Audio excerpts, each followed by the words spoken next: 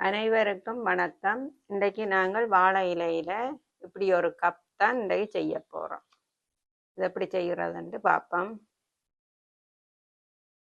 இதுக்கு 2 சின்ன துண்டு இலி எடுத்து கிடக்குது.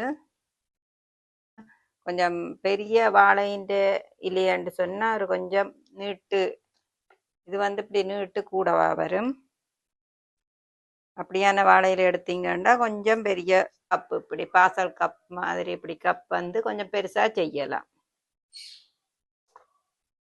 இதில் கொஞ்சம் வாட்டினாத்தான் நாங்கள் மடிக்க கொள்ள வெடிக்காமல் இருக்கும். இல்லாட்டி வெடித்து செய்ய இல்லாத கட்டத்துக்கு வந்துடுவோம். இது கொஞ்சம் வாட்டி எடுத்தது தான் இந்த இலை. ஒரு இலைய இப்படி மடிக்கிறோம்.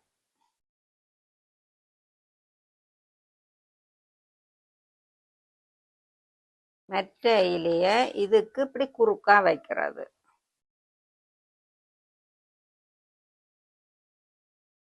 சென்டரில் வச்சா தான் 2 பக்கமும் ஒரே அளவாக இருக்கும். இது குறுக்கா வச்சுட்டு இந்த இலை மடித்த மாதிரி இதையும் பின்பக்கமாக மடிக்கிறது.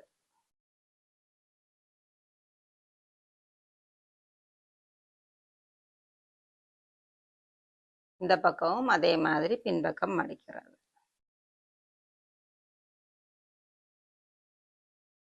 இப்படி வரும். இதில் இப்போ கவனிக்க வேண்டியது என்னென்னா, இந்த இடைவெளிகள், இதில் விடுற இடைவெளி தான் இந்த பக்கமும் இது கிஞ்சாலே அதே அளவு, இதுலேயும் அதே அளவு, இதுலேயும் அதே அளவு தான் விடணும். அதை சரியாக பார்த்து மடித்தா சரி. மடிச்சிட்டு அந்த பின்னுக்கு மடித்த அந்த துண்டு விலத்தாமல் இருக்கிறதுக்காக இதில் ஒரு கிளிப் கொண்டு அடிக்க போகிறோம். அதே மாதிரி மற்ற மூலைக்கும் இந்த இலை விளிம்பு கலராமல் இருக்கிறதுக்காக இதுலேயும் ஒரு கிளிப் கொண்டு போடுறோம்.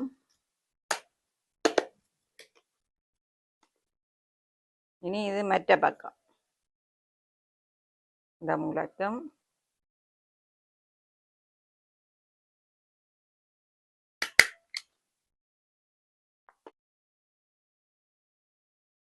இந்த மூலைக்கும் அதே மாதிரி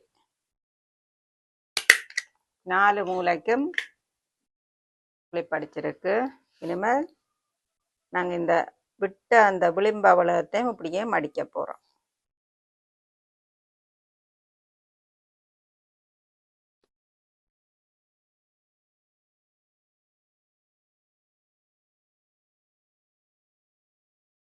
இலைய வாட்டி எடுத்துட்டீங்கன்னு சொன்னால் இப்படி மடிக்க எல்லாம் அது வெடிக்காது.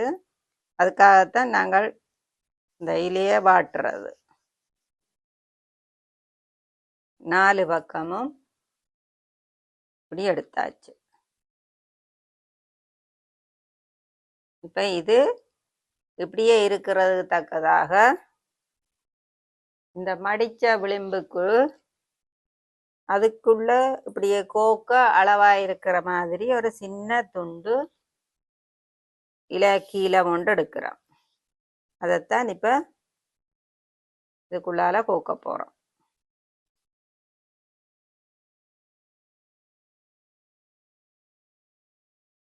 மற்ற பக்கமும்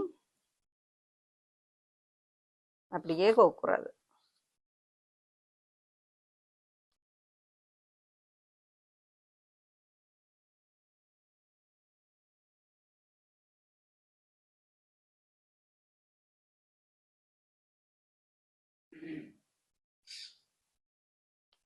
நாலு பக்கமும் இந்த இலை துண்டை இப்படியே சுற்றி கோத்தெடுக்கத்தான் அது அந்த பெட்டி மாதிரி வரும்.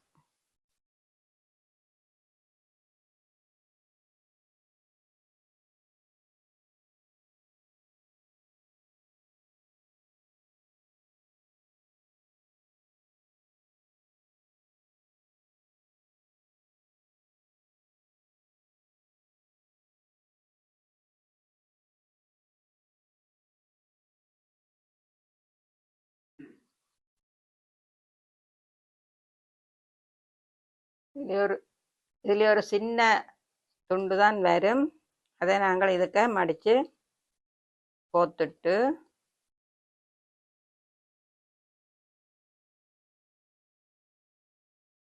இதுலேயும் ஒரு கிளிப் அடித்து விட்டோம்னா சரி.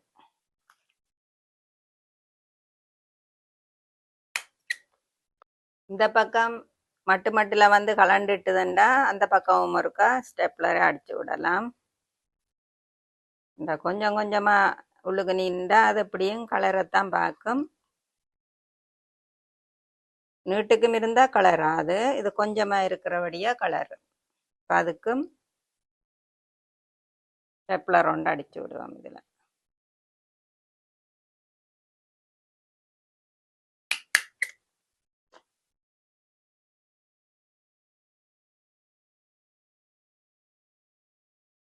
பாருங்க கப் எப்படி வந்திருக்கண்டு.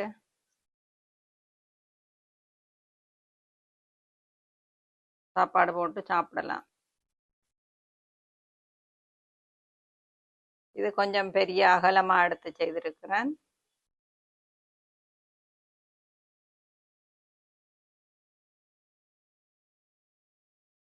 இதுக்கு சாப்பாடு வடிவாக போட்டு சாப்பிடலாம்.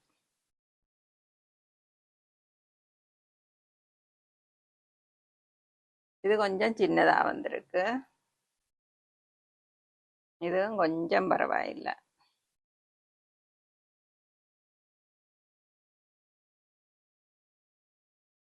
சின்ன சின்ன சைஸில் செய்தபடியாக ஒண்டிக்கு கொண்டு வைக்கக்கூடியதாக இருக்குது.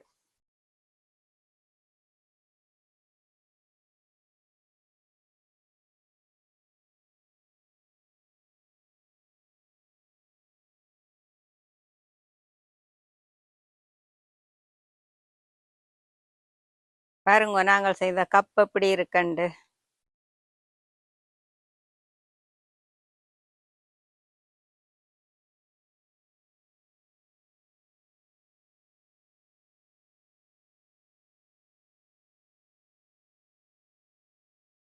ஒவ்வொரு கப்பும் ஒவ்வொரு சைஸில் இருக்கு.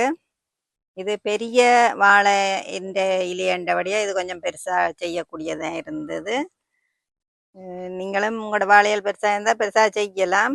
இது சின்ன வாழை இலையில் எடுத்த சின்ன வாழை இலை எடுத்த இலை. போன முறை ஒரு கப்பொண்டு செய்து போட்டிருந்தேன். அதுக்கு உங்களோட இடத்துல ஒவ்வொரு பெயர்கள் போட்டிருந்தீர்கள். பார்க்க சந்தோஷமா இருந்தது. இதுக்கும் உங்களோட இடத்துல என்ன பெயரோ தெரியா எனக்கு தெரியல இது பெயர் உங்களோட இடத்துல என்னண்டு.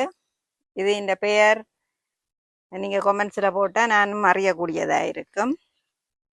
மறக்காமல் போட்டுக்கொள்ளுங்கோ. உங்களுக்கு இந்த வீடியோ பிடிச்சிருந்தா லைக் பண்ணி ஷேர் பண்ணி விடுங்கோ. உங்களோட ஃப்ரெண்ட்ஸுகளும் இதுகளை பார்க்கலாம் தானே. வாழ்க வளமுடன். நன்றி, வணக்கம்.